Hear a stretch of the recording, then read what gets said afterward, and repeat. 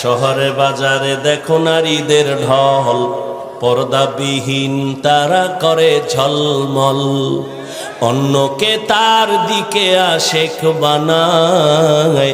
দেশটায় আজি ধ্বংস নারীর বেপরদায়, সবার মুখে একই আওয়াজ হায় হায় হায়। এরে নবীর উম্মতেরা, কেমন এক দেশে বসবাস করো, মাইয়া যদি কয় ওর না পড়ব না, বাবায় যদি কয় পড়তেই হবে। বাংলাদেশের আইন কয় বাবা হইয়া সন্তানের চাপ দেওয়া যাবে না। আর তুমি এখানে নাকটাই না ঘুমাও। দেশ স্বাধীন, হ্যাঁ দেশ স্বাধীন, ঘুমাও। মুসলমান তো ঘুমাতে পারে না। ওই যে মহিলারা সাংবাদিক সম্মেলন করে কয় আমগো দেহ ব্যবসার অধিকার আবার চাই, তুমি নাকটাই না ঘুমাও। ও রংপুরের মুসলমান শুনো, মুসলমান তো নাক টেনে ঘুমাবে ওই দিন এই দেশের পাড়া মহল্লায় গ্রামে শহরে উলামায়ে কেরাম কলিজা খুইলা কোরআনের বয়ান করবে, কোন সুদ করবে না, নামাজির অনুমতি লাগবে না যেদিন। মুসলমান নাক টেনে ঘুমাবে সেদিন এদেশের প্রত্যেকটা মাদ্রাসা আর মসজিদের মধ্যে বেনামাজি কমিটির মধ্যে সুদখোর থাকবে না যেদিন, সেদিন নাক টেনে ঘুমাবে। খবরদার বাবা, সাবধান, রাজনীতির ময়দান নাপাক করে ফেলছে ধান্দাবাজ আর চান্দাবাজেরা। সাবধান, আমাদের ধুলা দিয়া রাখছে। আওয়ামী লীগ নাই নাই কইয়া লাফাইস না, শিক্ষা গ্রহণ কর, জুলুম করলে আবার আন্দোলন রেডি। হুজুরেরা মাঠে নামছে ছাত্র জনতার বৈষম্য বিরোধী আন্দোলনে, নামে নাই? হুজুরেরা ক্ষমতায় বসার জন্য নামে নাই, হুজুরেরা জীবন বাজি রাইখা ওলামায়ে কেরাম নামছে, মাদ্রাসার তালিবুল ইলমরা ময়দানে নামছে। নামার পরে বলে নাই আমগো চেয়ারম্যান বানাও, আমগো প্রধান উপদেষ্টা বানাও। যাদের বানাইছে হুজুরেরা কয় না এরে নামাও, বলে নাই, কিন্তু একটা রেড সিগন্যাল দিয়ে রাখছে, জুলুম করলে আন্দোলন আবার শুরু। ঠিক নি? আল্লাহ বুঝার তৌফিক দান করুন। শিয়ালের মুরগি দিয়ে কয় 3 দিন আমানত, শিয়াল কয় দোয়াও চাই মাফ চাই 3 দিন কেন, একদিনও না, জিন্দা কেন, মরাও ভাইবা না। শিয়ালের হাতে মুরগি দিলে যা হবে, ধর্মের চাবি সুদখোর আর বেনামাজির হাতে দিলে তাই হবে। আল্লাহ হেদায়াত দান করুন। চাবি দিছে কে? বেনামাজির হাতে চাবি দিছে কে? কথা কয় না। কি শয়তান? তোমরা শয়তান। এই বেনামাজি সুদখোরের হাতে ধর্মের চাবি দিছে কারা? আপনারা না? ইসলাম চাই ভোটের আগের রাত্রে টাকা খাইয়া কেবলা ঘুরাইয়া দিছে। খুব খারাপ লাগে না? রসুল রাষ্ট্র চালান নাই, আবু বকর সিদ্দিক রাষ্ট্র চালান নাই। রাষ্ট্র চালাইয়া কিভাবে জান্নাত পাওয়া যায় রসুল দেখায় গেছে।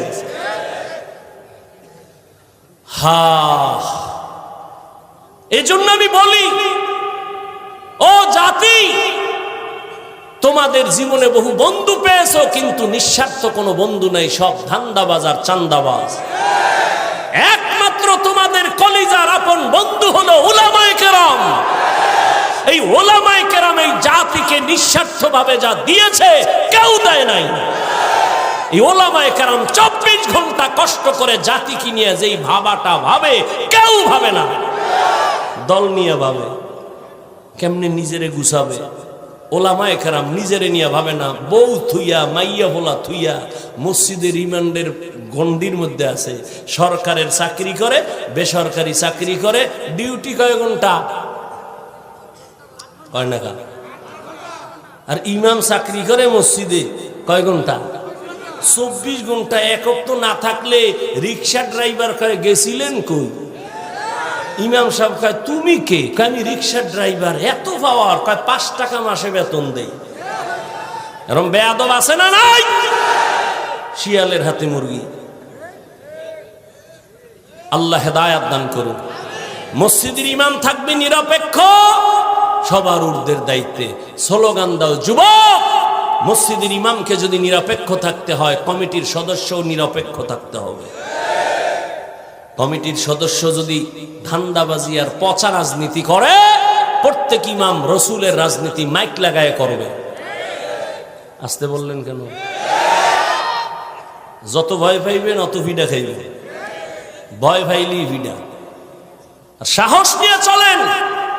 আমাদের অস্ত্র নাই, বাড়ি নাই, গাড়ি নাই, টাকা নাই, কিচ্ছু নাই, এরপরও সব টাকাওয়ালা অস্ত্রওয়ালারা আলেম ওলামাকে ভয় পায়। কিন্তু কপাল খারাপ আমগো, এক প্লেটে খাইতে পারলাম না। যদি খাইতে পারতাম, এদেশের নাস্তিক বেঈমান কথা বলার আগে আলেমদের অনুমতি নিতে হতো।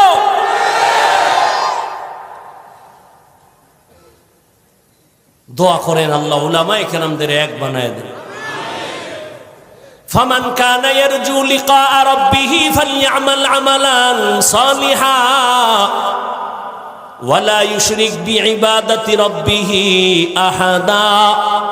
ও যুবক, কোন ঘটনার থেকে এখানে আসছি মনে আছে কি? গেছে, ভুলে গেছে।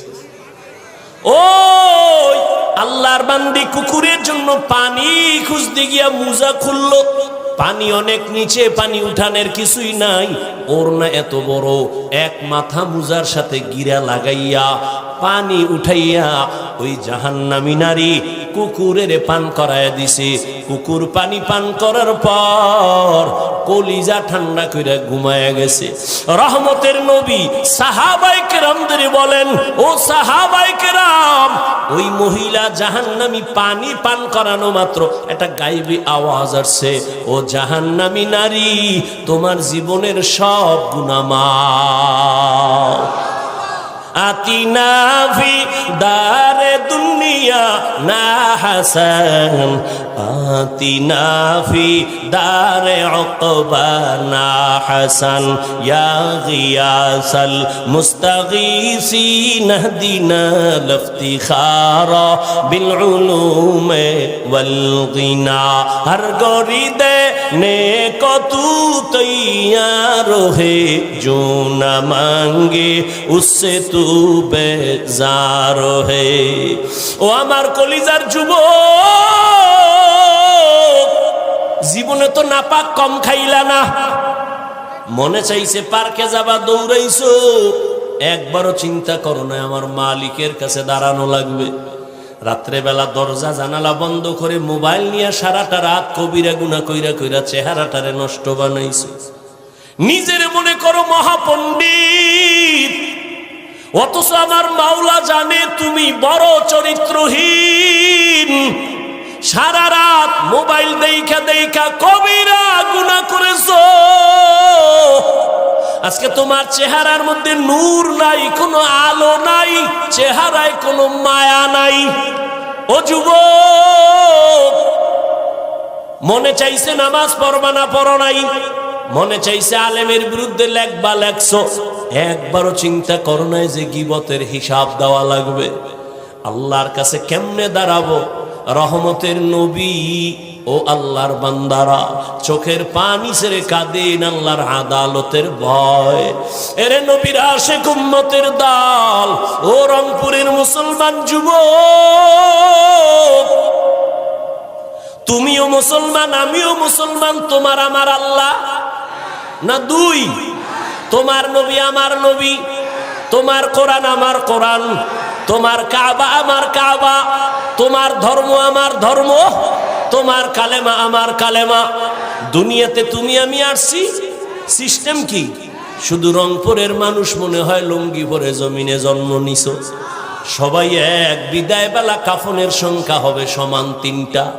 বড় লোক টাকার গরমে সম্মানে কেউ একটা কাফন বাড়াইয়াও দিবে না।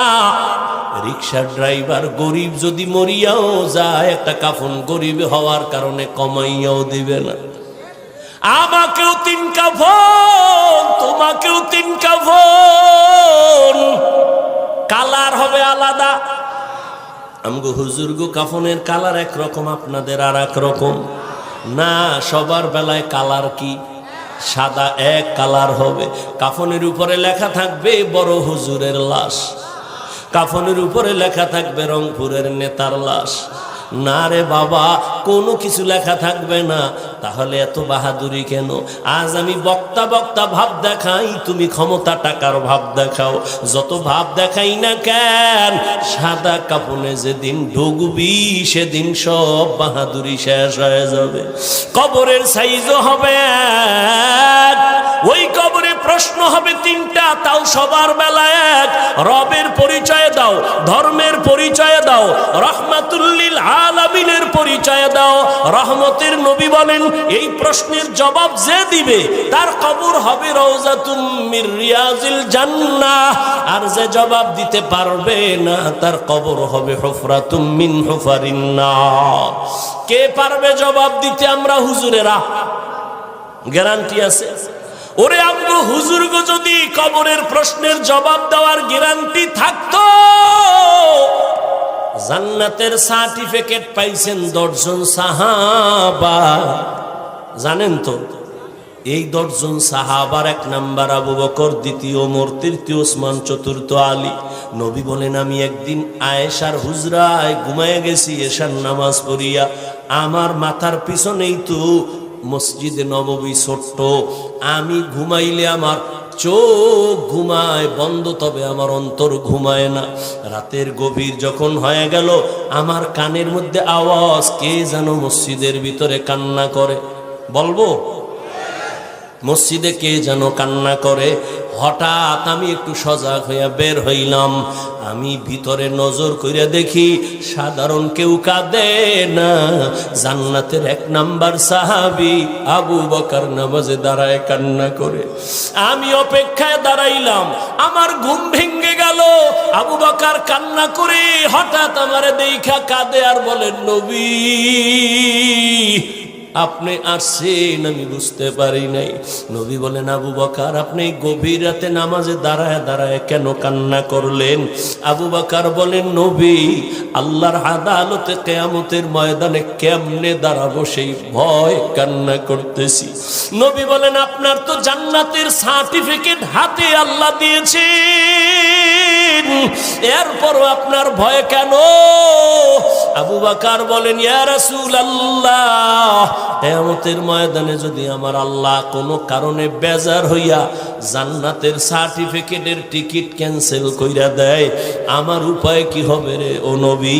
এই ভয়ে কান্না করি, কারণ আপনিই তো বয়ান করেছেন হাসরের ময়দান বড় কঠিন হবে।